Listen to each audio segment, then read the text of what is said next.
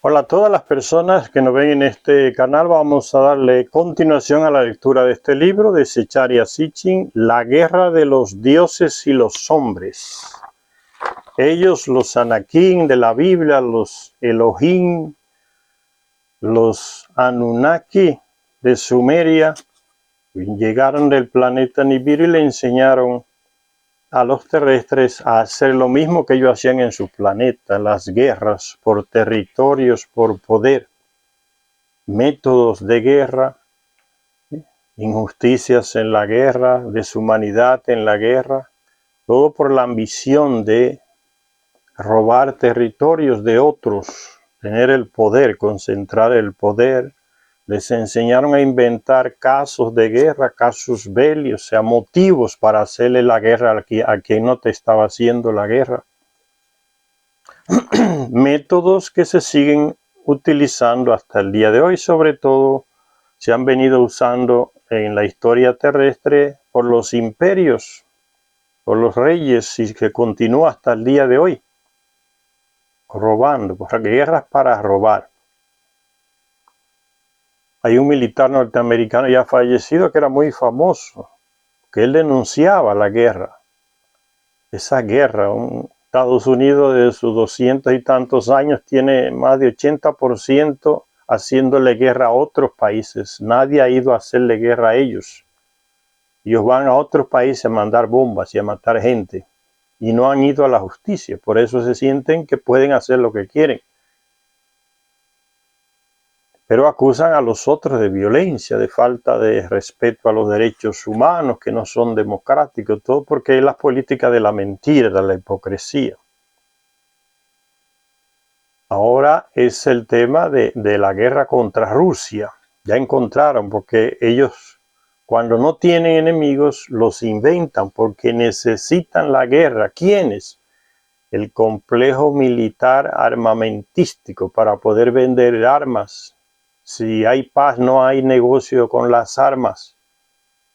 Entonces le importa un bledo que se maten miles, porque no son estadounidenses, no es en Estados Unidos, son en otros países. Están lanzándose las bombas, que están muriendo las personas por miles. Y principalmente ellos saben que no van a ser llevados a la justicia, porque se apoyan en su poder, en sus armas. Cuando se le vaya ese poder y esas armas, imagínense ustedes lo que va a pasar. Cuando cada palestino tenga un arma en la mano, ¿qué pasará con esos locos israelitas que están robándole la tierra a los palestinos? ¿Qué es lo que va a pasar? Pues los pueblos no olvidan, está en la memoria el abuso, el maltrato que sufren. Pero el que lo hace piensa que nunca va a dejar el poder, que siempre van a ser poderosos. Eso es consecuencia de las luchas y las guerras. Tomar el poder y sentirse que ya son lo máximo y que nunca va a cambiar la situación. Y entonces estábamos diciendo cómo esos llamados dioses, Anakim, Elohim, que aparecen en el Antiguo Testamento, son la misma gente, los Anunnaki, llegaron de Nibiru. No solamente le usaban sus armas y participaban directamente, personalmente en las guerras. Daban las órdenes a los reyes, a los gobernantes, para que fueran o no fueran a la guerra. Pero no solamente eso, a veces también en muchos casos, como hemos estado viendo en la lectura del libro, esos llamados dioses también le entregaban armas a los reyes que ellos favorecían para que usaran esas armas y destruyeran los otros ejércitos. Tecnología que los terrestres no tenían acceso a ella, porque eran controladas esas armas por ellos, por los llamados dioses, los Anunnaki. Y veíamos también cómo algunos reyes dan testimonio de eso. El dios fulano de tal iba delante de nuestro ejército, iba con nosotros, la diosa fulana. Atacó con sus armas, nos protegió con su nave, iluminó todo el terreno por donde íbamos al oscuro y ella nos iluminó en una nave. Ellos tenían la tecnología, la tienen. Y le prestan, como ya dije, las armas para que destruyan a los otros. Gente que nunca fue llevado a ningún juicio por hacer de la guerra un instrumento para deleitarse donde se mataban los terrestres, no, que se maten ellos, pero no entre nosotros. Un Anunnaki se defiende al otro Anunnaki, pero cuando se trata de terrestres, el terrestre es el que sale perdiendo. Entonces igual pasa hoy. Los dioses, ¿quiénes son hoy? El imperio de Estados Unidos, junto con los lacayos de la Unión Europea. Se hace guerra ya en otros países, le mandamos las armas, le mandamos los expertos, le mandamos los adiestradores de ellos para que se maten entre ellos. En Ucrania los muertos lo están poniendo los ucranianos, queriendo o no queriendo, porque lo han sacado hasta de las cárceles presos y lo mandan al frente como carne de cañón. Quiera o no quiera, vaya a la guerra. ¿A guerrear por quién? Como dijo el ministro de Defensa de Ucrania hace 3 semanas. Nosotros estamos haciendo el trabajo de la OTAN. Ellos saben que son instrumentos de Estados Unidos y Europa que componen la OTAN. Estamos haciendo el trabajo de la OTAN contra Rusia, pero los muertos son ucranianos. Son miles y miles, ya casi no hay hombres para mandarlos al frente en Ucrania. Están huyendo, se están escondiendo. Porque es puro negocio de los estadounidenses y europeos, vendiéndole armas a Ucrania, prestándole miles y miles de millones de dólares. ¿Quién va a pagar ese dinero cuando termine la guerra? ¿Con qué va Ucrania a pagar? Pues con la vida de sus ciudadanos. Van a pasar varias generaciones de ucranianos que cuando nacen ya deben dinero, que no hay manera de pagar tanto dinero que le han dado. Y eso significa que no van a tener autonomía en que termine la guerra, porque quien va a mandar son los que le prestaron el dinero, Estados Unidos y los europeos. Pero eso al presidente no le importa. Por eso el pueblo de Ucrania no aparece ya en los medios de comunicación. Nunca se menciona al pueblo de Ucrania. ¿Contra quién protesta? ¿Qué dice sobre la guerra? Lo han silenciado completamente porque esa es una de las armas de la guerra. Controlar la comunicación, que no se enteren, que el pueblo no se entere. Igual hacen los estadounidenses en Estados Unidos, silenciar todo. Controla la prensa. Mientras menos sepan de lo que estamos haciendo fuera, menos nos presionan aquí con el gobierno de turno. El ciudadano de Estados Unidos. Entonces, mantenerlo en la ignorancia. Los europeos están haciendo lo mismo. Silenciaron todos los medios opuestos a la guerra, sobre todo los medios rusos, iranianos que informaban. Los cancelaron a todos. Esas son la gente que defienden la democracia. Dicen que son países democráticos y le dan aulas aquí a los países latinoamericanos. Vienen a controlar las elecciones aquí para que sean democráticas y se respeten los derechos humanos. Y vaya usted a ver lo que hacen allá en Europa. Creen que aquí uno no sabe nada de lo que pasa allá. Son pueblos completamente reprimidos a nivel. No importa que sean nazistas, que sean asesinos. Si nos sirve para atacar a Rusia o a China, vale la pena apoyarlos. Le mandan la democracia al carajo. No le importa realmente democracia, ni derechos humanos, ni nada. Desde el 2014, bombardeando a los ucranianos del este que hablan ruso. El gobierno de Ucrania exterminando su propio pueblo. Si Rusia no entra, era un magnicidio que se iba a cometer, porque era limpiar esa región de ucranianos. Es la hipocresía, ¿no? Los europeos que sufrieron tanto bajo el yugo de los nazis, que los invadieron, los bombardearon, los masacraron, ahora están apoyando a los nazistas de Ucrania. Pero no los pueblos de Europa, son los gobernantes, los militares, que no le importan sus pueblos. Alemania sufrió lo que es una guerra, sus pueblos fueron bombardeados sin misericordia. Y estos gobernantes de turno, estos burros de nuevo, vuelven a la guerra. Como que no le importó lo que sufrió el pueblo alemán en el 45, en la Segunda Guerra Mundial. No le importó. Como que pierden la humanidad, los sentimientos, se hacen los ignorantes. Vuelven de nuevo a la guerra. Ahí está Japón de nuevo. Le mandaron 2 bombas atómicas Y vuelve de nuevo, ahora está apoyando a Estados Unidos de nuevo y armándose otra vez. Son los gobernantes, los locos gobernantes. Esa desgracia de la guerra que no le importa a su pueblo. Y aquí veíamos entonces cómo esas armas eran colocadas en manos de terrestres para que destruyan a otros terrestres. Las armas de estadounidenses y de los europeos se las están poniendo en manos a los ucranianos para que se maten entre ellos. Lo mismo hacía en Lille, le puso armas al rey y lo acompañaba, lo asesoraba, iba dirigiendo el ejército. Los miles de asesores europeos, ingleses, franceses, alemanes, que están en Ucrania, estadounidenses, asesorando a los militares ucranianos. Lo mismo está pasando, ¿no? En Lille asesorando y ayudando y acompañando a estos reyes para que fueran a atacar a otros reyes. Marduk prestándole las armas y otros de ellos al rey, al gobernante, para que fuera a atacar a otros. Se está repitiendo todo. La actualidad de estos libros de Secharia Sitchin. Estas traducciones, este material sacado de las tablillas sumerias, solo Secharia Sitchin lo hizo, porque no tenía un compromiso político de un lado, no estaba tan presionado como los escritores actualmente. Por eso estos libros de él son escasos de encontrar, porque dicen realmente lo que está pasando y qué fue lo que pasó. No andan manipulando las tablillas, las tradujo. Ahora, para desprestigiarlo, lo acusan a Secharia Sitchin de que él colocó lo que le dio la gana en las tablillas. Pero vaya usted a ver quiénes son los que lo atacan, lo desprestigian, después que murió que lo hacen. Y los que lo hacen son gente a veces que ni saben nada de traducir tablillas, simplemente para atacarlo. Y sigue diciendo Secharia Sitchin en su libro,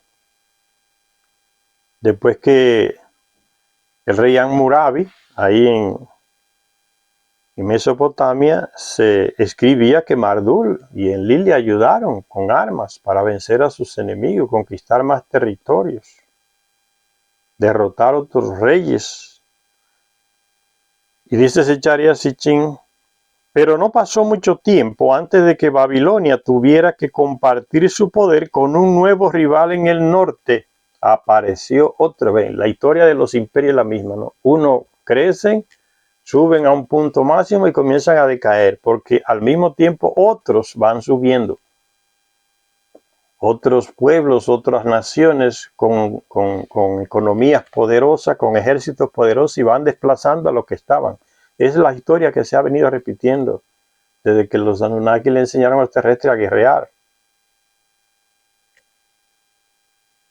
Pero no pasó mucho tiempo antes de que Babilonia tuviera que compartir su poder con un nuevo rival en el norte, Asiria, donde no se proclamó a Marduk, el Anunnaki que comandaba en Babilonia, que nombraba al rey, a los reyes, a los gobernantes.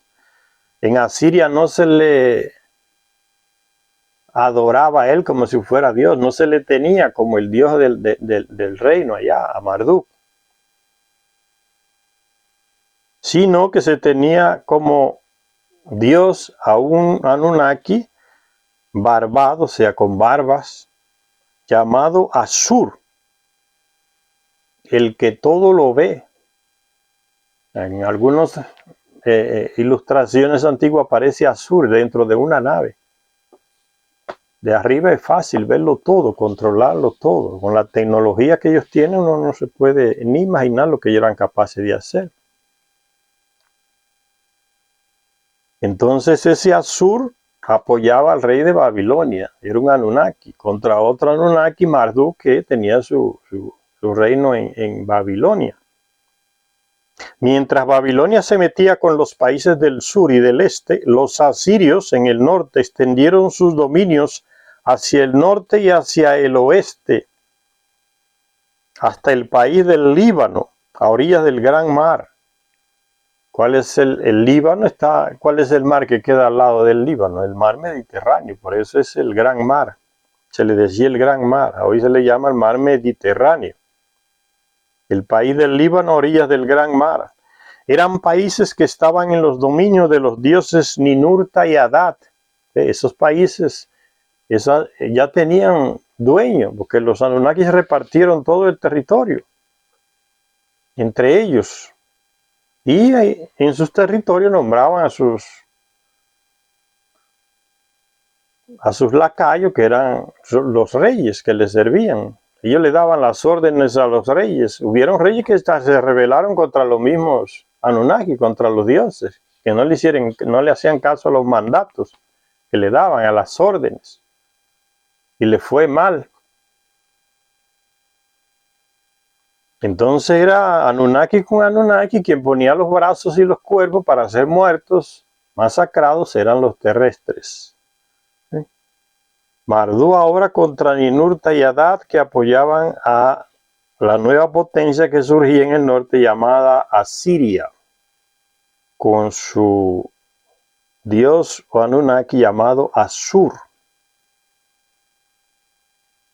Y los reyes asirios tomaban buena cuenta de lanzar sus campañas por mandato explícito de estos grandes dioses. Todo, las mismas cosas. Lo mismo hacían la gente de Babilonia, la gente de Asiria, los dioses mandaban a hacer la guerra. ¿Qué provecho sacaban ellos? Aunque se murieran, mataran miles de terrestres, conseguían más poder. ¿Qué provecho saca los Estados Unidos con la guerra de Ucrania? Más poder y más dinero, porque es el imperio del dólar. Le prestamos y le prestamos para que nunca nos puedan pagar. Entonces el país es nuestro. Hacemos lo que nos dé la gana, como dijo Trump con el petróleo en Siria. No, estamos aquí en Siria, nos metimos, nadie nos dio permiso. Tenemos el petróleo, los pozos de petróleo y hacemos con el petróleo lo que nos dé la gana. Eso lo dijo Trump. O sea, somos ladrones y no nos importa que nos digan ladrones. Ahora antes de ayer un congresista republicano presentó ahí en la Cámara Baja del Congreso en Estados Unidos una ley para que se le prohíba a Joe Biden seguir haciendo lo que comenzó Trump, a seguir robándose el petróleo de Siria y a salir de Siria, porque nunca pidieron permiso al Congreso para meterse en Siria, Donald Trump. Y Biden sigue haciendo lo mismo. Están en Siria y nadie los convidó. Siria nunca le declaró la guerra a ellos y están allá robando petróleo a la plena luz del día. Y este congresista llevó esa ley, presentó esa ley. Dice que puede ser que se apruebe en marzo. Que salga de Siria, porque usted nadie lo convidó, ni el Congreso le dio autoridad para meterse en ese país, a matar y a robar, a dividir. En Estados Unidos también aparecen personas que son conscientes. Siempre ha habido en los gobiernos de Estados Unidos gente que se oponen a las locuras que se le ocurren a los que están comandando el poder allá, que se han opuesto. Son lo menos, pero siempre hay personas allá. Sigue diciendo que los reyes asirios tomaban buena cuenta de lanzar sus campañas por mandato explícito de estos grandes dioses. Así el rey Tiglat-Pileser I conmemoró sus guerras en el siglo XII a.C. Con las siguientes palabras que dejó escritas. Tiglat-Pileser, el rey legítimo, rey del mundo. ¿Se ve cómo se le mete la locura a la gente en la cabeza? El rey del mundo se llamaba él mismo. Lo mismo que dice estadounidense, ¿no? Nosotros somos los que cuidamos el mundo, salvamos el mundo. Y esa ideología engañosa, hipócrita y mentirosa se le mete a la gente en la cabeza a través de las películas. En todas las películas que hay que salvar el mundo de un ataque de aquí, de algún tirano terreno, de algún ataque que viene de otro planeta. ¿Quién es que salva al mundo? A los estadounidenses, con sus superhéroes, con sus armas. Vamos a salvar el mundo, luchamos para salvar el mundo. Lo mismo que lo están destruyendo, porque como yo dije, es la política de la hipocresía y la mentira, ¿no? Para que la gente crea lo contrario. Cuando dice que están salvando el mundo, usted tiene que interpretar que lo están destruyendo. Hay que coger lo contrario, porque son mentirosos. No se le puede creer ni un poquito así. Y dice que ese rey Tiglat-Pileser escribió, el rey legítimo, rey del mundo. Así también decía un faraón asirio que se dedicó también a robar terreno, apoyado por su dios Marduk.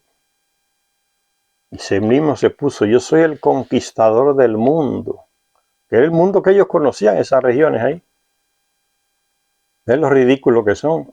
Solo conocen una partecita del planeta y ya se dicen que son el conquistador del mundo, el rey del mundo. Como que el planeta entero lo eligió de rey.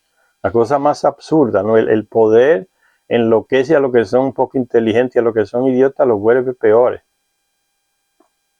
Idiotas a lo sumo. Eso me recuerda, esa mentalidad está se le ha metido a través de la televisión, de las películas al pueblo estadounidense en la cabeza. Ellos se creen que son lo máximo del mundo, son gente especiales. Es lo que decía Obama, ¿no? No, nosotros somos especiales. No sé qué es lo que tienen diferente del otro. Y cuando hacen un torneo de béisbol allá en Estados Unidos todos los años, dice la serie mundial. Vaya usted a ver si están los países del mundo participando en esa serie, pero ellos se creen que son el mundo. No, la serie mundial de béisbol en Estados Unidos. Apenas participan unos peloteritos de Canadá como país o algunos equipos. Ya ellos dicen que esa es la serie mundial. Es la misma mentalidad. ¿Ven de dónde viene? Rey del mundo, dice Tiglat-Pileser. Un tipo que no salió de esa región nunca. Rey de Asiria, rey de las 4 regiones de la tierra. ¿Cuáles eran las 4 regiones de la tierra en que se en que dividieron los Anunnaki? 2 regiones ahí en Mesopotamia, una en Egipto, en el norte de Egipto, y la otra ahí cerca de la India, entre la India y Pakistán. Esas eran las 4 regiones. Y él dice que mandaba en esas 4 regiones, la conquistó con la ayuda de su Dios. Para esa gente América nunca existió. Esta parte del mundo no existió. Que no la conocían. El valeroso héroe, sigue diciendo ese Tiglat-Pileser. El valeroso héroe guiado por los mandatos dignos de confianza de Asur y de Ninurta. Esos 2 Anunnaki. ¿Ves? Son muñecos de los Anunnaki. Por órdenes de los Anunnaki que hacen esas cosas. Los grandes dioses, Asur y Ninurta. Los grandes dioses, mis señores, venciendo así a mis enemigos. Por orden de mi señor Asur, conquisté por mi mano desde más allá del bajo río Sabi hasta el mar superior. No sé cuál será el río Sabi, puede ser el Éufrates o uno de esos. Sé que ya sabemos que el mar superior es el Mediterráneo. Entonces llegó hasta Egipto. Hasta Egipto no, como ya ese dios Yaritin llegó hasta el Líbano, mar superior ahí.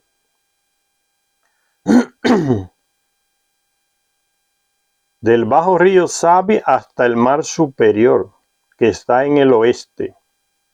3 veces marché contra los países Nairi. Hice que 30 reyes de los países Nairi se postraran a mis pies. Los humilló. Los venció. Tomé rehenes de ellos y recibí como tributo suyo caballos dóciles al yugo. Caballos ya adiestrados, no eran salvajes. Por mandato de Anu y Adad, los grandes dioses, mis señores, fui a las montañas del Líbano y corté vigas de cedro para los templos de Anu y de Adad, a robar madera ya en los bosques del Líbano. Al asumir el título, sigue diciendo ahora Secharia Sitchin, al asumir el título de rey del mundo, rey de las 4 regiones de la tierra, los reyes asirios desafiaban directamente a Babilonia, pues ésta dominaba la antigua región de Sumeria y de Akkad. Para legitimizar su afirmación, los reyes asirios tenían que tomar el control de aquellas antiguas ciudades donde los grandes dioses tuvieron sus hogares en los días de antaño, ahí en Mesopotamia. Pero el camino hasta esas ciudades estaba bloqueado por Babilonia. La hazaña la logró conquistar entonces esos territorios de Marduk ahí en Babilonia. La hazaña la logró el rey Salmanasar III en el siglo IX antes de Cristo, que dejó escrito en sus inscripciones: marché contra Akkad para vengar e infligir la derrota. Entré en Kuta, Babilonia y Borsippa. Borsippa era la ciudad donde reinaba el hijo de Marduk, con una terrestre llamado Nabu. Y la gente lo veía también como Dios, ¿no? El dios Nabu, en Borsippa. Todavía están las ruinas de lo que era Borsippa, una gran torre. Entonces eran los territorios de Marduk y de su hijo Nabu. Borsippa, la ciudad de Nabu, a las orillas por ahí del río Tigris. Marché contra Akkad para vengar e infligir la derrota. Entré en Kuta, Babilonia y Borsippa, ¿ve? Son los territorios de Marduk y su hijo. Ofrecí sacrificios a los dioses de las ciudades sagradas de Akkad. Continué río abajo hasta Caldea y recibí tributo de todos los reyes de Caldea. En aquel tiempo Asur, el gran señor, me dio el cetro, el báculo, todo lo que hacía falta para gobernar al pueblo. ¿Ven? Eran los Anunnaki que elegían a los reyes y los mantenían, le daban sustento, los apoyaban. Yo solo actuaba bajo los mandatos dignos de crédito que me daba Asur, el gran señor, mi señor que me ama. ¿Y qué diferencia hay con esa afirmación y lo que dice el ministro de Defensa ucraniano? Nosotros estamos haciendo el trabajo de la OTAN. Es lo mismo. ¿Eh? Yo solo actuaba bajo los mandatos dignos de crédito que me daba Asur, el gran señor, mi señor que me ama. Es lo mismo que están haciendo los militares ucranianos. Aquí las órdenes las dan los norteamericanos. Lo que diga el gobierno Biden, eso hacemos. Estamos haciendo el trabajo a la OTAN contra Rusia. No le importa a ese tipo que sus propios soldados estén muriendo como moscas en el frente, y no los estadounidenses ni los europeos. Aquellos todos están allá, pero como asesorando. Y en los lugares donde saben que no van a ser bombardeados, pero están allá. Miles de militares estadounidenses, públicos y privados, del gobierno también, ingleses, franceses, poloneses, alemanes, holandeses, están allá. Esos son los que dan las órdenes en Ucrania y lo que le llevan la famosa ayuda que está endeudando a Ucrania hasta más abajo de la tierra, y no se sabe con qué van a pagar la deuda. Cuando termine la guerra, pues Zelensky sale corriendo con su millonada y se va a alguno de esos países que lo apoyaron. Puede ser que lo tengamos en Estados Unidos, sin ser juzgado. Y a los militares que lo siguen también. ¿A dónde se van los militares que aquí en América Latina han dado golpes a través de la historia? A Estados Unidos, porque era el que los mandaba y los formaba para hacer eso, era su Dios. Y dice, sigue diciendo ese, ahora Secharia Sitchin termina el texto de ese rey, Salmanasar III, y dice Secharia Sitchin, en el relato de sus distintas campañas, Salmanasar afirmaba que alcanzó sus victorias gracias a las armas que le proporcionaban los dioses, porque era una tecnología mucho más avanzada que los terrestres no tenían. Y parece que había dioses, por lógica no se deduce que había dioses que tenían armas, o sea, Anunnaki o Anakin o Elohim, como usted quiera decirle, que tenían armas más avanzadas que otros, entre ellos mismos. Y entonces el que tenía las armas más avanzadas vencía al otro. Cuando digo al otro significa al ejército que aquel otro apoyaba, o al rey que aquel otro apoyaba. Entonces el que tenía las armas más avanzadas vencía al otro. Dice Salmanasar que alcanzó sus victorias gracias a las armas que le proporcionaban los dioses. Combatí con la fuerza poderosa que Asur, la fuerza poderosa de Asur, era un arma que Salmanasar usó en la guerra, que Asur lo apoyaba. Combatí con la fuerza poderosa. Secharia Sitchin escribe con mayúscula, fuerza poderosa, para que entendamos que es un arma, que ese Anunnaki Asur, o Dios, entre comillas, le coloca en las manos a Salmanasar para que vaya a hacer guerra. Con la fuerza poderosa que Asur, mi señor, me había dado, y con las potentes armas que Nergal, mi guía, me había regalado. Nergal también era otro de ellos, y le regala armas al rey para que vaya a la guerra. Se dice que el arma de Asur tenía un fulgor aterrador. Parece que eran armas de plasma, de rayos también. Lanzaban rayos y plasma, porque era aterrador aquel brillo cuando la disparaban, que los ejércitos contrarios huían despavoridos porque sabían que no había manera de enfrentar esas armas. Era muerte segura. Entonces los ejércitos enemigos se desbandaban frente a aquel poder y aquellas armas. Fulgor, Asur, esa arma de Asur tenía un fulgor aterrador. En una guerra con Adini, el enemigo huyó al ver el aterrador fulgor de Asur. Fulgor de Asur, es un arma. Esto le sobrecogió. ¿Qué arma es esa que están usando contra nosotros? No tenemos respuesta contra esa arma. Entonces a correr, todo el mundo se desbandaba. Y no, nos van a exterminar. Tras varios intentos, Babilonia fue saqueada al fin por el rey asirio Senaquerit en el año 689 a.C. Pero esto solo pudo ocurrir porque su propio dios Marduk se enfureció con su rey y con su pueblo. ¿Por qué conquistaron a Babilonia, donde reinaba el Anunnaki? Nombraba el rey los dominios de Marduk, donde él nombraba el rey. ¿Por qué conquistaron los asirios a Babilonia? Pues porque Marduk se molestó con el rey lo desobedeció. Entonces Marduk lo dejó a su suerte. Le quitó las armas poderosas que podían prestarle. Y los otros entraron y arrasaron. Marduk salió de la ciudad y se fue molesto con el rey. Se enfureció con el rey y con el pueblo, decretando que 70 años será la medida de su desolación. O sea, salió y dejó que la conquistaran. Y esa conquista duró 70 años hasta que él se decidió volver a ayudar.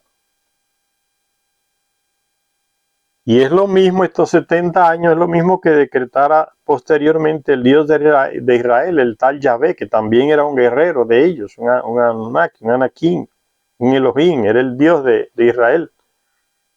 Lo mismo, 70 años, lo mismo que decretara posteriormente el Dios de Israel para Jerusalén. Vas a tener que esperar 70 años para que se restablezca el poder que tenías, como castigo por desobedecerme. ¿Ve cómo actúan igual? Son la misma gente, ¿no? Lo mismo hace Marduk con Mesopotamia, con su ciudad Babilonia, y lo mismo hace Yahvé con su ciudad Jerusalén, donde él comandaba. ¿Sí? Se iban, lo dejaban. 70 años te van a esclavizar ahora por desobedecerme. Es la misma actitud y la misma manera de actuar. Son ellos, los Anunnaki. Al someter la totalidad de Mesopotamia, Senaquerit pudo asumir al fin el ansiado título de rey de Sumer y de Akkad. En sus inscripciones, Senaquerit, el rey, relató también sus campañas militares a lo largo de la costa del Mediterráneo, que le llevaron a combatir con los egipcios a las puertas de la península del Sinaí. La lista de ciudades conquistadas parece un capítulo del Antiguo Testamento. Sidón, Tiro, Biblos, son ciudades de lo que hoy es el Líbano. Sidón, Tiro, Biblos, Atco, Asdod, Ascalón. Ciudades fortificadas que Senaquerit aplastó con la ayuda del sobrecogedor fulgor, el arma de Asur, mi señor. Derrubó esas ciudades amuralladas, la conquistó con el arma que Asur le proporcionó. Ese Anunnaki Asur, ese dios. Los relieves que ilustran sus campañas, como el que representa el asedio de Laquis, muestran a los atacantes utilizando proyectiles con forma de cohetes contra sus enemigos. Acuérdense que las armas de los Anunnaki eran que producían el resplandor, el brillo que aterrorizaba, que destruía, que mataba. Eran armas de plasma o armas como la que tenemos hoy, ¿no? Un misil que se lance. El que tenga los mejores misiles lanza uno y ya el ejército contrario sabe que no hay posible resistencia a esa arma. Lo van a destruir. Nosotros tenemos 2 o 3 tanquecitos y ellos tienen un misil que puede destruir todos estos tanques de un solo disparo. ¿Qué hacemos aquí? Cuando llegue ese resplandor de ese misil aquí, hay que salir. Sálvese quien pueda, es lo mismo. En los diseños que aparecen de esa época dice ciudades fortificadas que Sennacherib aplastó con la ayuda de el sobrecogedor fulgor, el arma de Asur, mi señor. Los relieves que ilustran sus campañas, como el que representa el asedio de la ciudad de Laquis, muestran a los atacantes utilizando proyectiles con forma de cohete. Pues ya sabemos lo que es un cohete para la guerra. Contra sus enemigos. En las ciudades conquistadas, Sennacherib mató a sus delegados y patricios, a la clase alta de la ciudad, y colgué sus cuerpos en postes que dispuse alrededor de la ciudad. A los ciudadanos normales los consideré prisioneros de guerra. Aquí se ve, miren, lo que hizo en la ciudad. A la clase alta, fíjense cómo andan los misiles aquí rodando. Son misiles que están atacando. ¿Se ven? Son misiles que están siendo lanzados. El arma de Asur, o sea, le proporcionaba armas, misiles, que los otros no tenían para responder. Aquí aparece, ve, capturados, empalados, la clase alta de la ciudad, empalados aquí, alrededor de la ciudad, todos muertos, y al pueblo siendo llevado como prisionero. Esas malditas guerras crean esas cosas.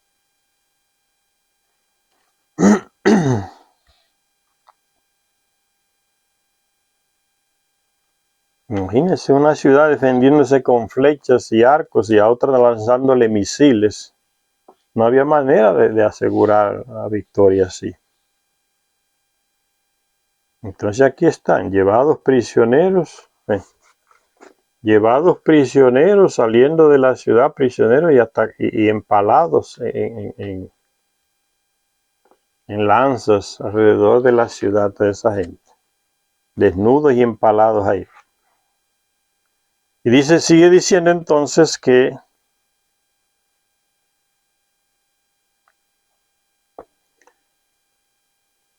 en cierto objeto conocido como el prisma de Sennacherib se ha conservado una inscripción histórica en la cual este rey hace mención del sometimiento de la ciudad de Judá, del reino de Judá, en lo que hoy es Palestina, y de su ataque a Jerusalén. La disputa que Sennacherib tuvo con su rey, Ezequías, el rey de Judá, fue debido al hecho de que éste tenía prisionero a Padi, rey de la ciudad filistea de Ecrón, que era leal por su solemne juramento al dios Asur. O sea, era un aliado de Sennacherib y estaba preso por el rey de Judá.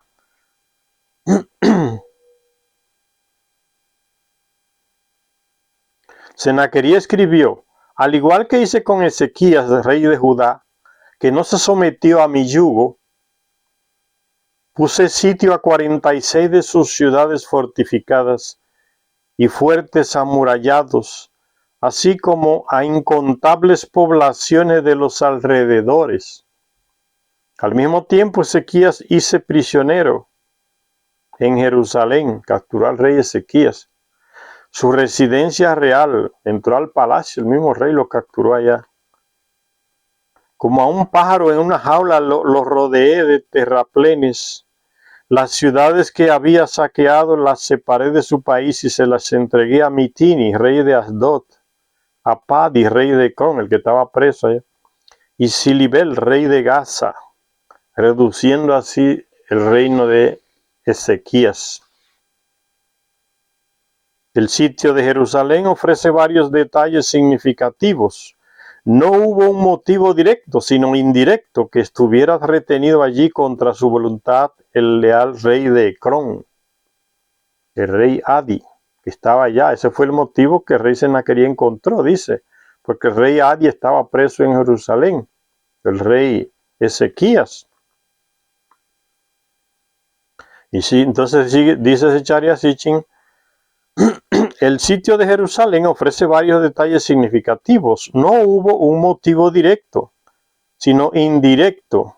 O sea, Ezequías no le declaró la guerra al rey Sennacherib, que era el invasor que llegaba desde Babilonia, desde Mesopotamia, sino que el motivo fue que él tenía preso al rey Adi, que era también servidor del dios Asur, el mismo al que le servía Sennacherib. Y dice entonces Zecharia Sitchin que fue un motivo indirecto, que estuviera retenido allí contra su voluntad el leal rey de Ecrón, Adi. El sobrecogedor fulgor, el arma de Asur que empleó para aplastar las ciudades fortificadas de Fenicia y Filistea, no se utilizó contra Jerusalén. Y el habitual final de las inscripciones dice, luché con ellos y les infligí la derrota.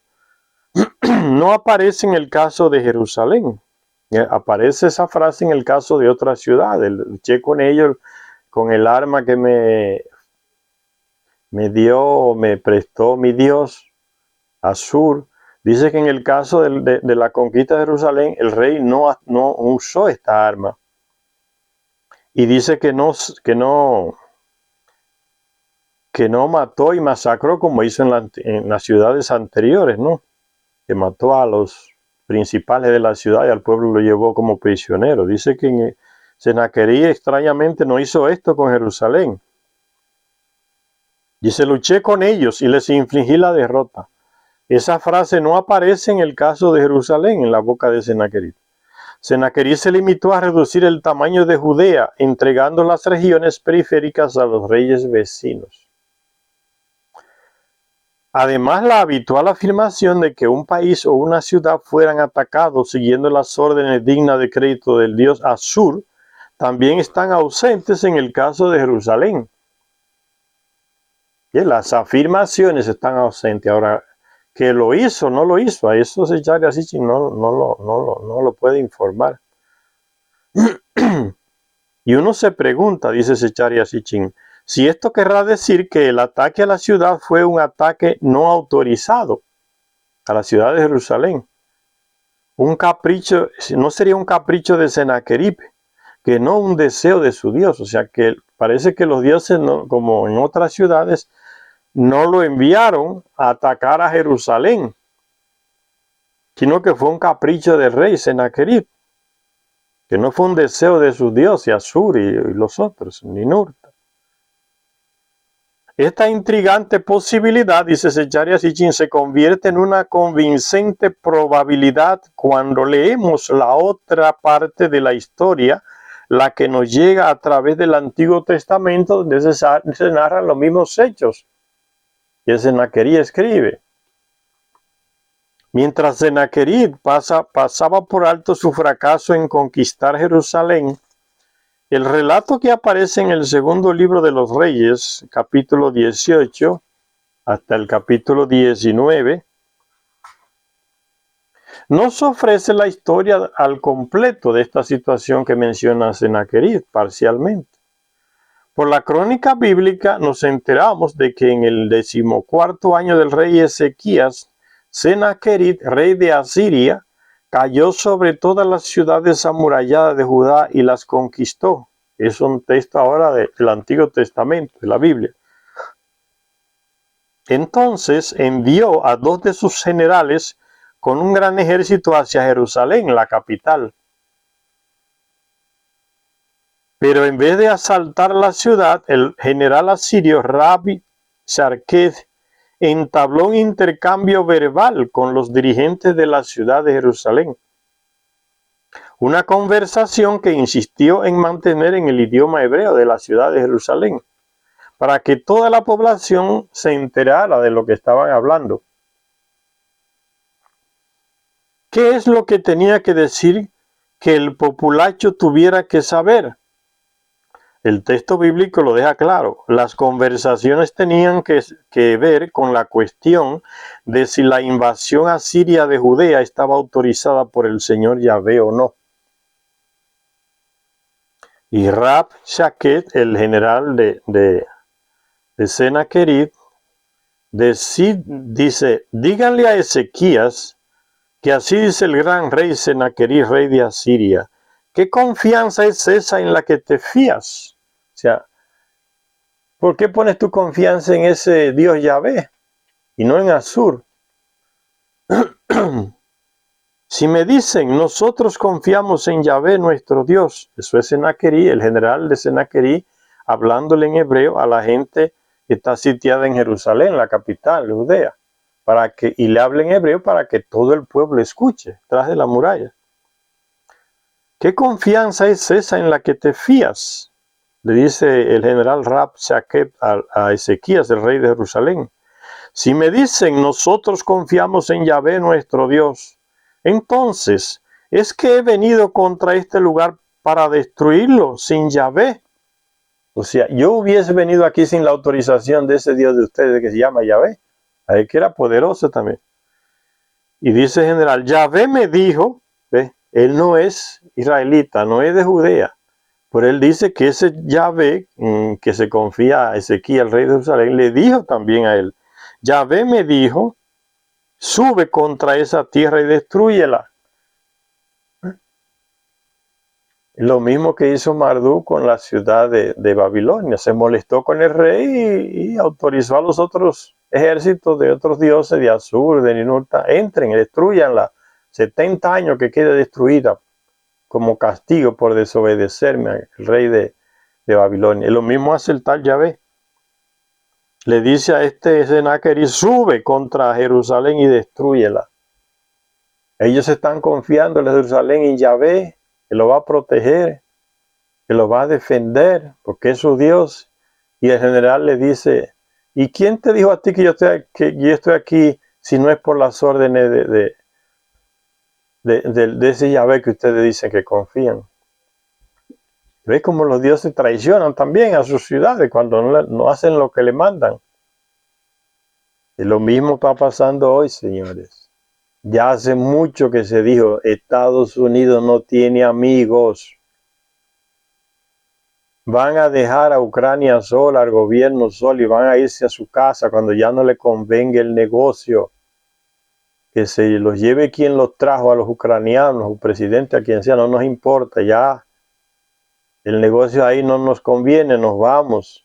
Y aquellos confiados en Estados Unidos, ¿no? Nos manda las armas, que nos apoya en la OTAN, esa gente van a correr y se largan de ahí cuando el negocio no les convenga, que se arreglen ellos, los militares ucranianos y el pueblo. Le deja la deuda y se largan. Lo mismo están haciendo estos dos dioses, Marduk con Babilonia y Yahvé con Jerusalén. Atáquela, vaya y destrúyala.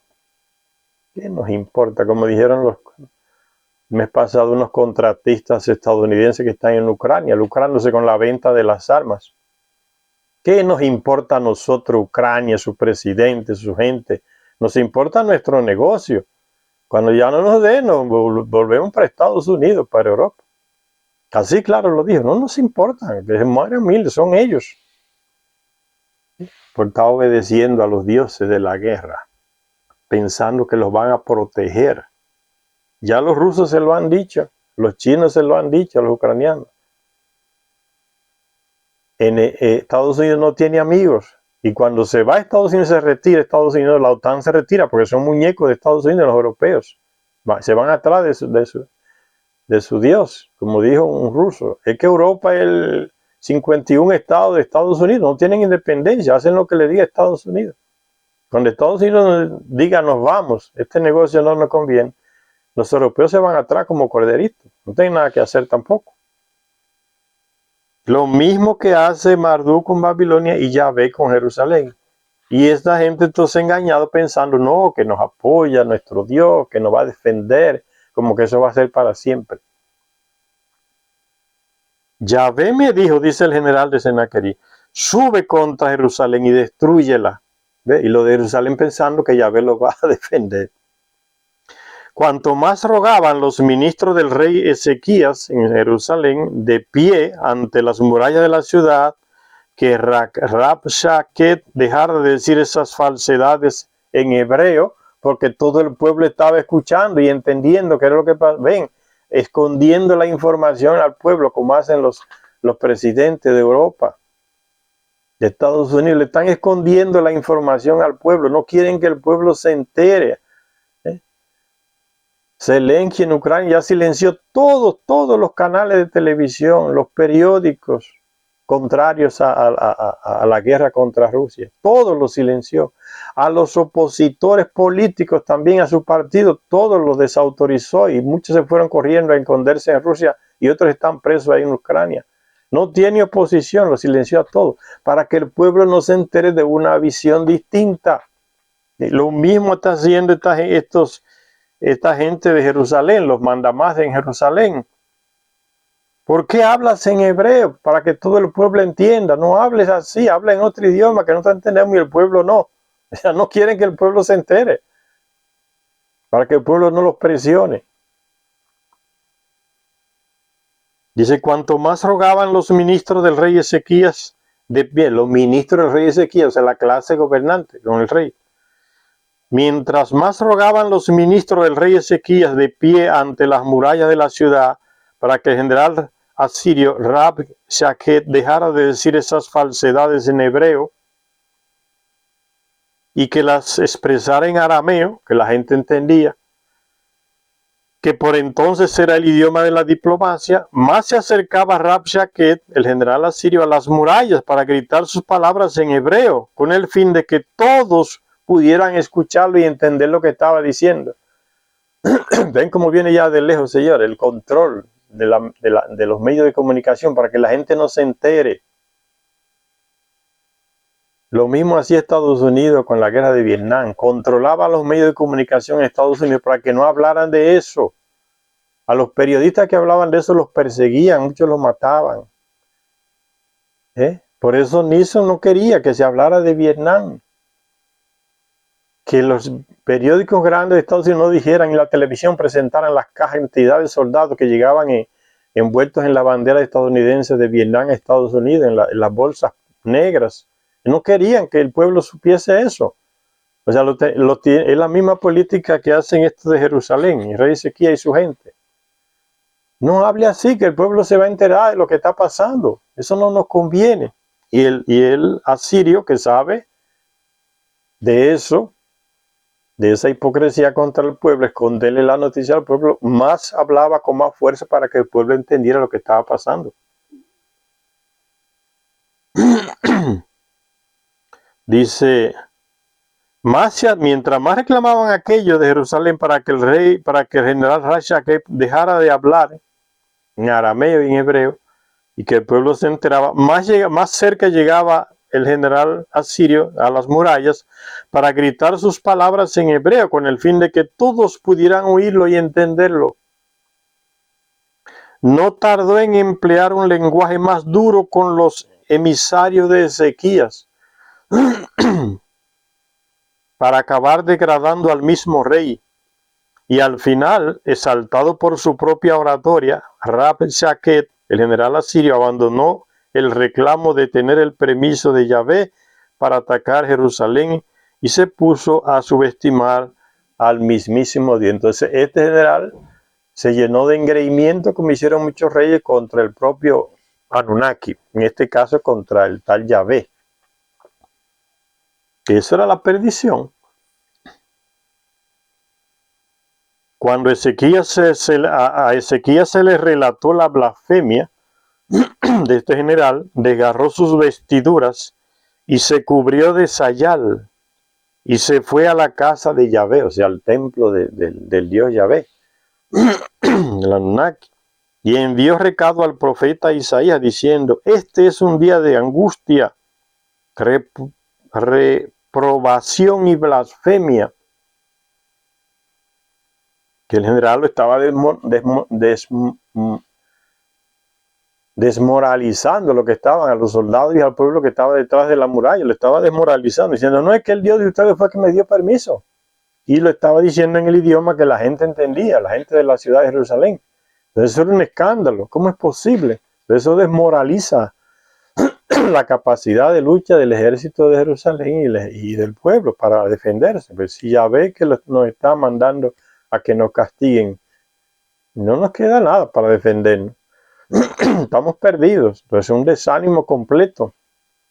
Y le mandan una comisión al general Shaquet para que no haga así. Él dice que él entonces le responde con más fuerza, insultando más al rey.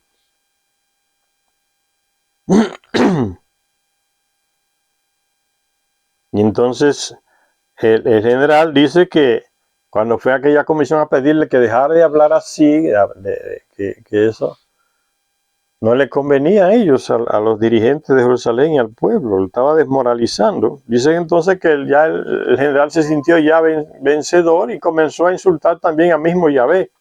Es que Yahvé de ustedes cada vez tampoco sirve, lo vamos a destruir con su Dios y todo. Se puso a subestimar al mismísimo Dios, o se puso contra un Anunnaki que también tenía poder y armas. Cuando a Ezequías se le relató esa blasfemia del general contra el mismo Yahvé, entonces mandó a consultar al profeta Isaías, diciendo, este es un día de angustia, reprobación y blasfemia, que Yahvé tu Señor escuche, que Yahvé tu Señor escuche todo lo que ha dicho Rabshakeh. Eso le dice el rey Ezequías al profeta Isaías. Que mire a ver si Yahvé escucha toda esa blasfemia que estaba diciendo el general contra él, que lo castigara. Que Yahvé tu Señor, le dice el enviado de Ezequías a Isaías, que Yahvé tu Señor, que Isaías le sirve al Yahvé, a ese Anunnaki, que Yahvé tu Señor escuche todo lo que ha dicho Rabshakeh, el general asirio, al cual su Señor, el rey de Asiria, ha enviado para menospreciar al Dios vivo. Ya entonces el rey Ezequías coloca la lucha entre los dioses, le envía a los dioses las luchas, que sean ellos entonces los que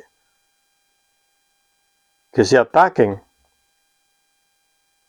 Dice, que Yahvé tu Señor escuche todo lo que ha dicho Rabshakeh, al cual su Señor el rey de Asiria ha enviado para menospreciar al Dios vivo. Y el Señor Yahvé respondió a través del profeta Isaías, diciendo, en lo relativo al rey de Asiria, por donde vino volverá, y en esta ciudad no entrará, pues yo la defenderé para salvarla. Es un guerrero, tiene las armas para impedir el asedio en una ciudad que ya está rodeada, asediada. Solo los Anunnaki podían hacer eso, de acabar con ese plan y salvar la ciudad. Ya no vimos anteriormente cómo salva un faraón en medio, rodeado por 2000 y tantos de carros de los enemigos, él solito, y aparece Marduk y lo salva. Solo ellos podían hacer eso, con las tecnologías y las armas que tenían. Y esto le dice Yahvé a Isaías, dile a Ezequías que por donde vino el general, por ahí, por el mismo camino se va a marchar. Que no va a entrar aquí en la ciudad, porque yo la voy a defender, dice el Anunnaki Yahvé a Isaías, que le diga al rey Ezequías. Y sucedió aquella noche, eso es un texto del Antiguo Testamento, y sucedió aquella noche que el ángel de Yahvé, el ángel, o sea, un mensajero, armado, con tecnología de Yahvé, y sucedió, dice el libro en el Antiguo Testamento, y sucedió en el libro de los Reyes que estamos leyendo, y sucedió aquella noche que el ángel de Yahvé salió, el mensajero de Yahvé, el que él manda a hacer el trabajo, que el ángel de Yahvé salió, no dice dónde salió, e hirió en el campamento de los asirios a 185,000 hombres, qué tecnología, señores, usó, qué arma usó para herir a tantos miles de soldados del ejército contrario. En una noche hizo ese trabajo, el ángel, el mensajero. Si estaba acompañado con otro, no se dice. Solo dice que el ángel salió y hirió en el campamento de los asirios a 185,000 hombres. Eso fue toda la noche, matando gente. ¿Y el enviado de quién? El enviado del Yahvé. Y así siguen diciendo, no, que Yahvé es misericordioso, que Alá es misericordioso. Todo eso es falso. Eso es lo que las religiones le meten en la cabeza a la gente, ¿no? Que Yahvé es misericordioso, que Alá es misericordioso. Mentira. En nombre de ellos que se cometen la masacre y se han venido cometiendo hasta el día de hoy. Estaba yo leyendo ayer un artículo en un periódico de un país donde dice que dos muchachas que vivían en España se habían casado con españoles, eran de Pakistán, un país donde reina el Islam, de Mahoma, ¿no? De Alá como el Dios. Y que esas dos muchachas de Pakistán se fueron a España y se casaron con españoles, estaban viviendo allá. Y la familia de ellas allá en Pakistán, sin ellas saber, sin comunicarle nada, la casaron, se la entregaron como esposa a unos primos de ella. Y según la ley que ellos tienen, la religión que ellos tienen de Alá, el mahometismo, el islamismo, el papá y la mamá entonces la casaron con esos primos. Y ellas dijeron que ya no aceptaban eso, que ya estaban casadas en España. ¿Y qué hicieron el papá y la mamá y un hermano de ella allá en Pakistán? La engañaron diciéndole que vayan entonces a Pakistán para que se realice entonces el divorcio, con ellas allá presentes. Y que también aprovechen para visitar a la mamá que está muy enferma. Las dos ingenuas fueron a Pakistán. Desde que llegaron allá, el hermano las asesinó a las dos, con el apoyo del papá y la mamá y de la familia de los primos con la que la habían casado allá. La mataron. El hijo las apuñaló a las dos. Y primero las torturó con el apoyo del papá y la mamá, que no estaba nada enfermo. La mamá era para engañar. La mataron. Y eso ellos le llaman crimen de honra, porque las muchachas, según la religión del Islam, deshonraron a la familia porque se casaron con un infiel aquí en España y tenían que casarse según la ley del Islam con dos familiares allá en Pakistán, de su misma religión. Porque para ellos el que no es del Islam es impío o es infiel. Son sectas esas religiones, ¿no? La mataron. Pues en otro país sucedió lo mismo, también estaba leyendo, ¿no? Una muchacha en un país de por ahí del Líbano se casó con un muchacho y la mamá y el papá la querían casar con un primo allá en el Líbano, por ahí. Es la misma religión, el Islam. Y la mamá aseguró a la muchacha mientras el papá le metía varias puñaladas y la mataron. Y ellos dicen que ellos lo podían hacer porque la religión de ellos lo permite. Es un crimen de honra para defender la honra de la familia. En nombre de los dioses, señores. Fíjense, hasta el día de hoy se sigue haciendo la misma porquería. Y sigue diciendo ese Charia Sitchin entonces. Según el Antiguo Testamento. Y sigue diciendo el exterminio que hizo el ángel de Yahvé. Lo mandó Yahvé y asesinó a 185,000 hombres. Qué misericordia hay en Yahvé, señores. ¿De dónde que sacan esa estupidez? Que Dios es misericordia. La misma mentira que dice en el libro de los mahometanos, el Corán. Dios es misericordioso. Nunca fue. Yo le puse esos ejemplos. ¿Cómo matan a las mujeres? Las tienen cubiertas hasta la cabeza porque le prohíben, hasta ir a la escuela le prohíben que crezcan burras. El Islam, la religión, el Dios de ellos aprueba eso. Dice el texto de los libros del libro de Reyes, en la Biblia. Y sucedió aquella noche que el ángel de Yahvé salió e hirió en el campamento de los asirios a 185,000 hombres. Y no le rindió cuenta a nadie. Lo mismo hace Estados Unidos, matando miles y miles, bomba aquí, bomba allá, países destruidos, Libia, Siria, Checoslovaquia, Vietnam, Japón, golpe de estado para aquí, miles muertos, no se importa, no tienen que darle cuenta a nadie, son ellos que están siendo muertos, no nosotros acá. Hirió en el campamento de los asirios a 185,000, y no importa, después digamos que somos los salvadores del mundo, la democracia mejor del mundo, donde defendemos los derechos humanos y le dan lecciones a los otros países de esas cosas.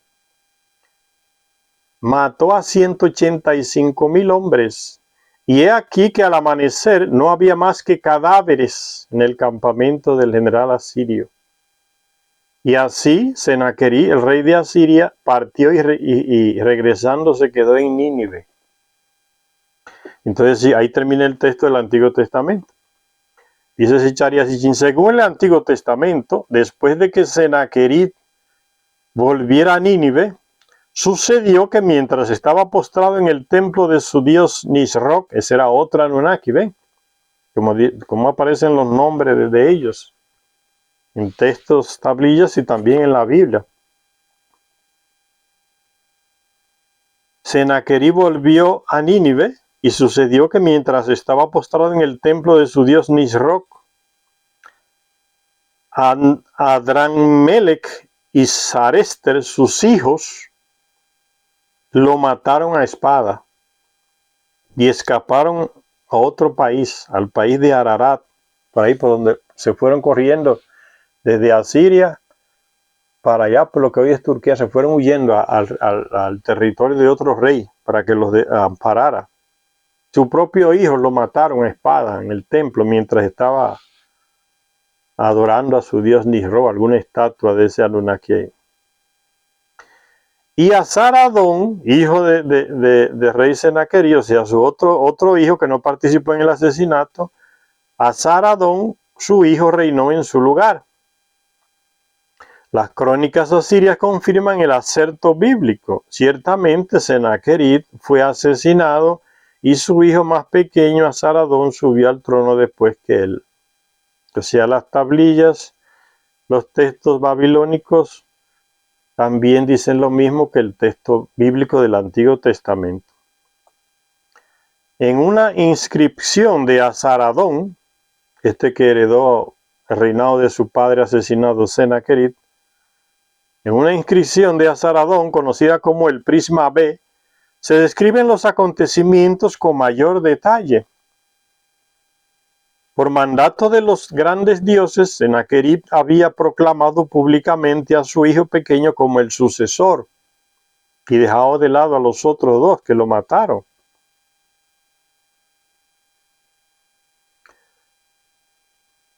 Él convocó al pueblo de Asiria, el rey Senaquerí,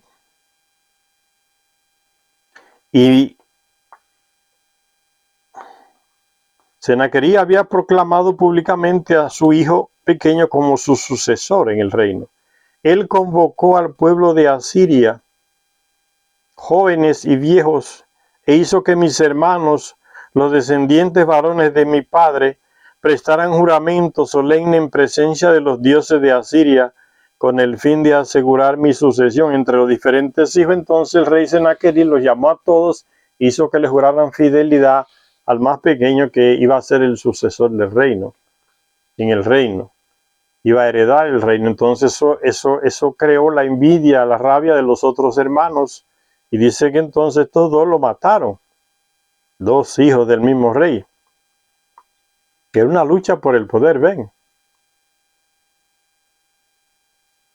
Dice, para que les hicieran juramento solemne en presencia de los dioses, de que iban a respetar el deseo del rey Senaquerí de elegir a Asaradón el más pequeño como el próximo rey.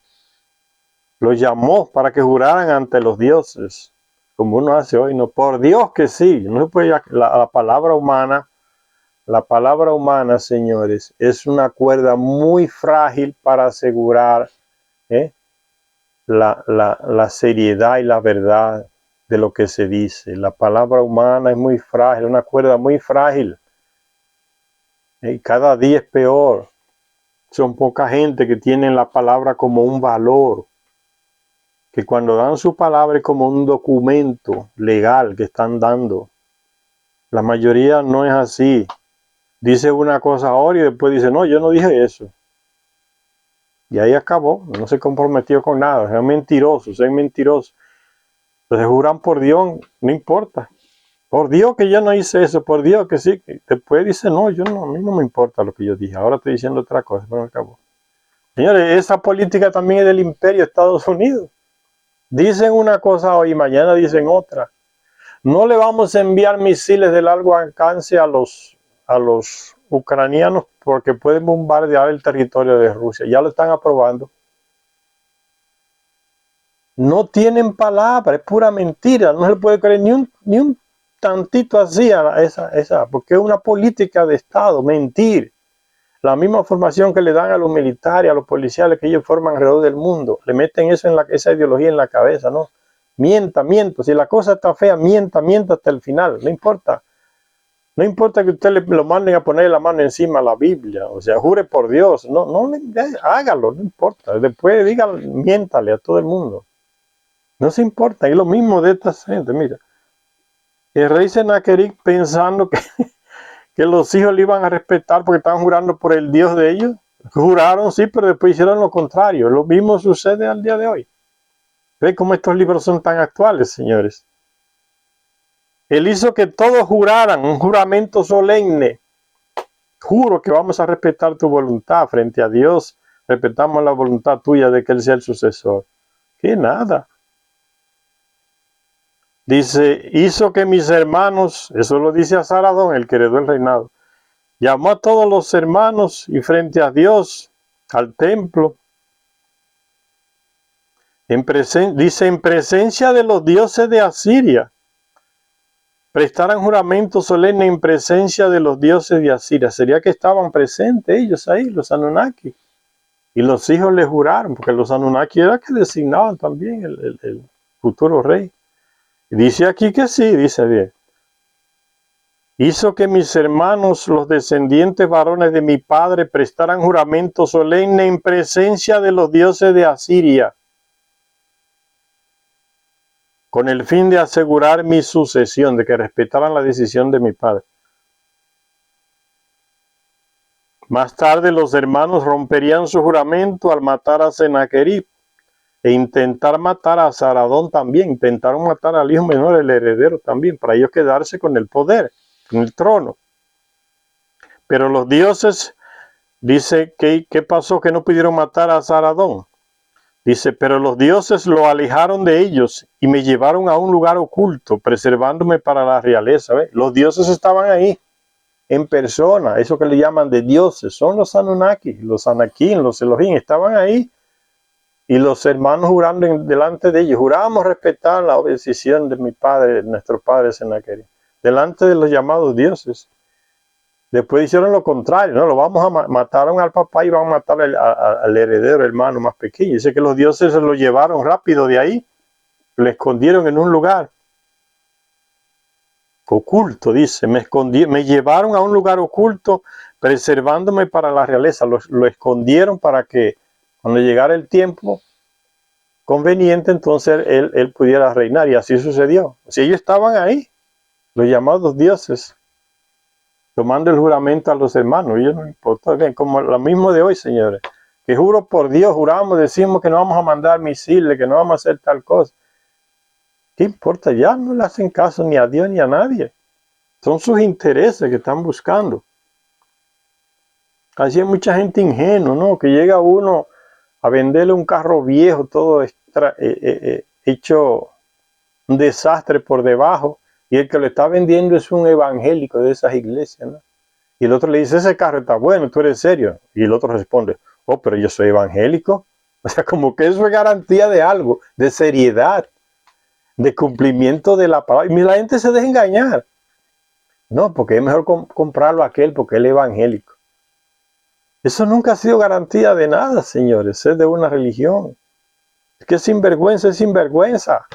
No importa que jure por Dios. No ven la historia, los hechos. No está inventando. No sea ingenuo. ¿Eh?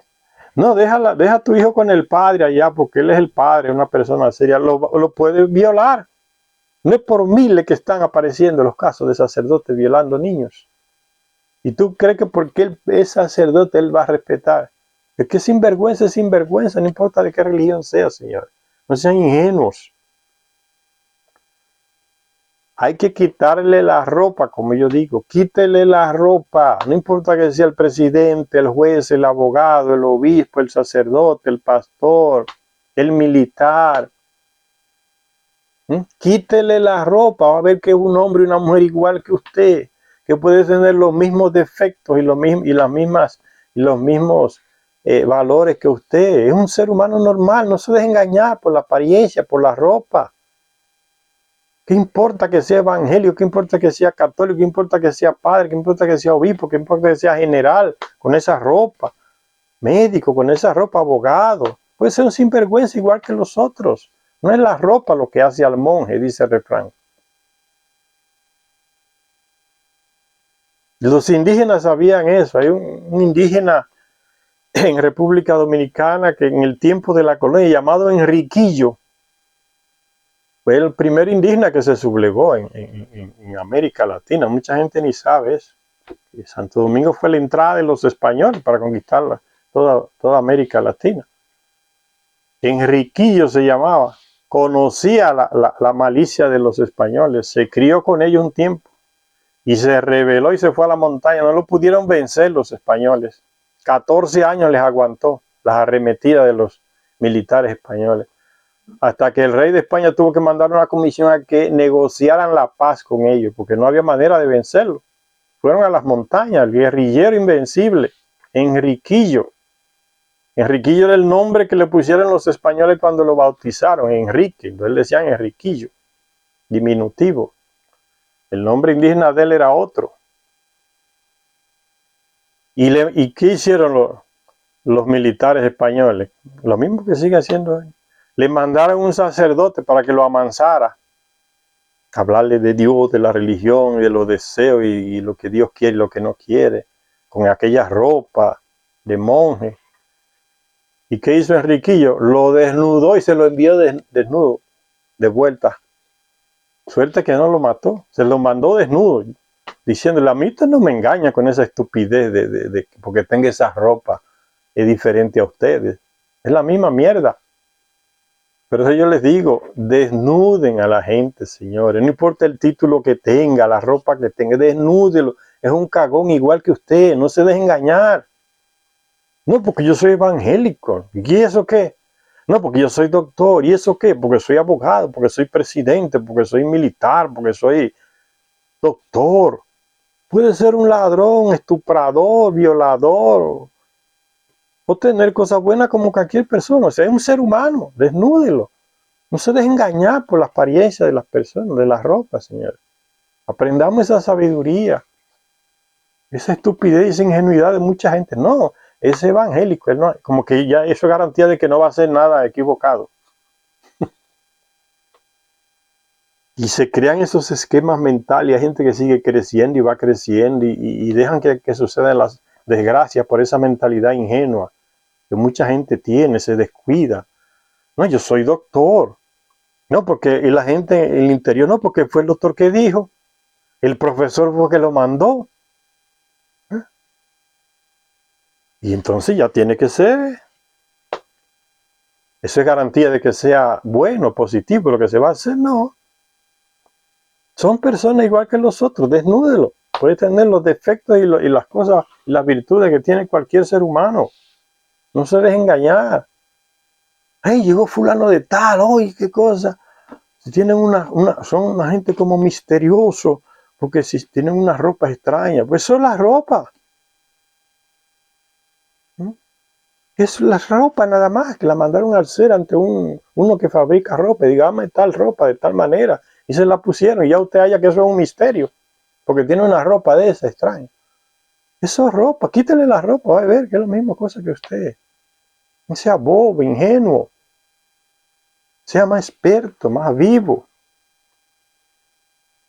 Que el profesor, que el maestro, que el doctor, que el sacerdote, que el obispo, que el militar, que el abogado, que el presidente, que el cardenal, que el papa. Quítale la ropa a todos. Puede salir lo bueno y lo malo de esa persona. Entonces, es lo que le estoy queriendo decir. Tengan una mentalidad crítica, no se den llevar por las apariencias, señores. No, aquí llegó un hombre bien vestido y me dijo que le pasara el celular aquí al comercio donde vendemos celulares y joyas grandes, bien vestido con saco y un maletín negro y todo, unos zapatos brillantes, y me dijo que le mostrara esa joya. Y yo di la espalda y desapareció el tipo, se robó. Le pregunta, ¿por qué usted se confía? No, pero ¿quién iba a pensar un hombre así, que parece serio? ¿Por qué? Por esa ropa, esos zapatos brillantes y esa. Se deja engañar por las apariencias y se le suceden las desgracias. Si va otro con poca ropa, entonces se pone sospechoso. Va uno con ropa bonita y bien vestido y que saco y todo. Baja la guardia. Y es el que le hace el disparate, entonces. Desnúdenlo. No sea bobo, no sea cobarde, no tenga miedo, es pura ropa. Deja aquello militar con el pechazo para encima y una ropa aquí, una cosa y una medalla aquí y un kepi, el pecho para encima. Desnúdelo, quítale la ropa, es un cagón igual que usted. No se deje engañar. No se mete en miedo, puede ser corrupto o bueno como cualquier otro hombre. Es pura apariencia, señores. Quítele la ropa. Y asuma eso como principio de vida, que le va a ayudar mucho, Señor. Y enséñele eso a sus hijos y a sus hijas.